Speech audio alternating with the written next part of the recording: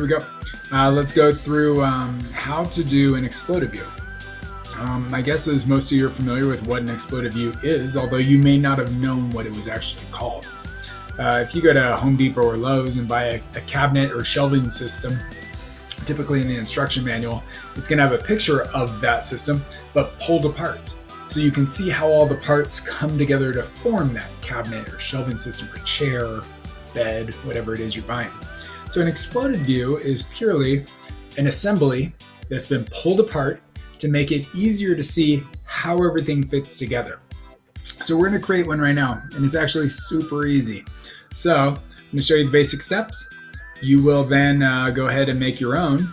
Once you've got it pulled apart, you're going to take a screenshot and you're going to add it onto your cube project slide. So going back here, here's our little sample. You would just tack it onto, since the assembly is going to be on the top right, but you go ahead and put the exploded view down here on the bottom left is what we'll plan on. Okay, so here's how it works. You've got your assembly. On the bottom, you're on assembly 1 of your cube, unless you called it something else. Make sure you're in an isometric view, so you can click on this little arrow, go to isometric, which is the same thing as looking at this corner, which is the corner between the front, the top, and the right side of the cube. Either way is going to put you in isometric and give you that view. Now, off to the right, this third option down here is called exploded views. Let's go ahead and click on that. Okay. And it's now going to give us the option to create an exploded view or to add an exploded view. So we're going to say, yes, please. It's going to open that up. And it's going to say, now, in order to create this exploded view, you need to drag some components. Okay, let's start with the green one. I'm going to click that guy, and it gives me the option to move it on any of these 3 axes. Now I'm going to pan out just a little bit so you can actually see. You can see the axes right here. There's the x-axis, the red one, the green axis, the y one, the y-axis that goes back, and the z-axis, which is this blue one that comes up.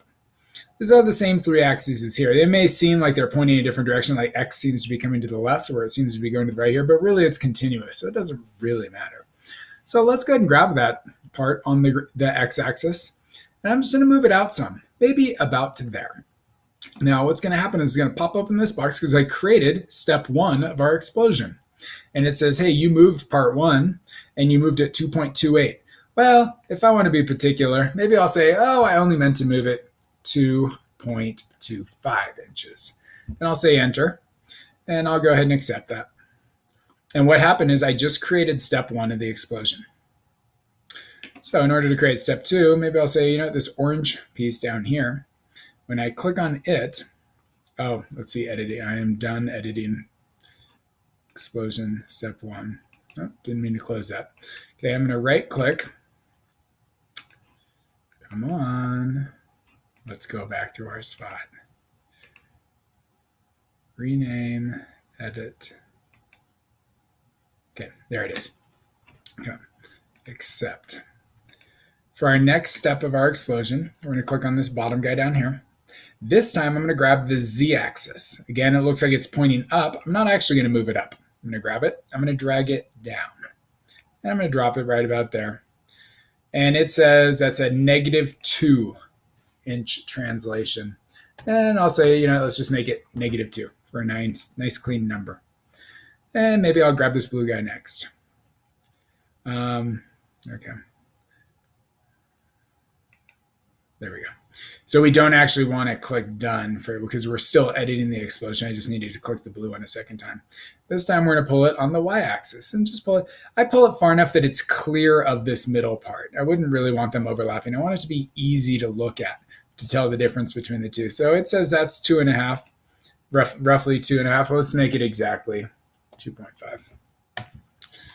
And you're going to go ahead and explode the whole thing. So you would also move either the purple or the red. Now, when you get down to your final piece, you might as well just leave it. There's no reason to move them all. We'll just leave one of them there. You know what? We're close enough. Let's go ahead and do this.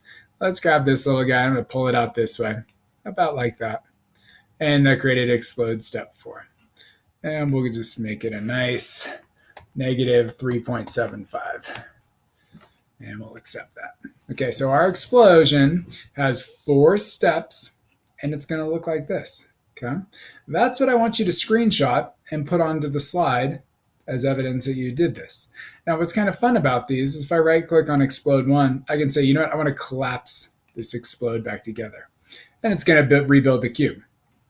Or if I want to see it again, I can say activate the explode. And there it is. Okay, so that's how we did the exploded view. Just pull your parts apart so we can see them all and get an idea of how they come together. Take a screenshot, add it to your document. That is the next grade check.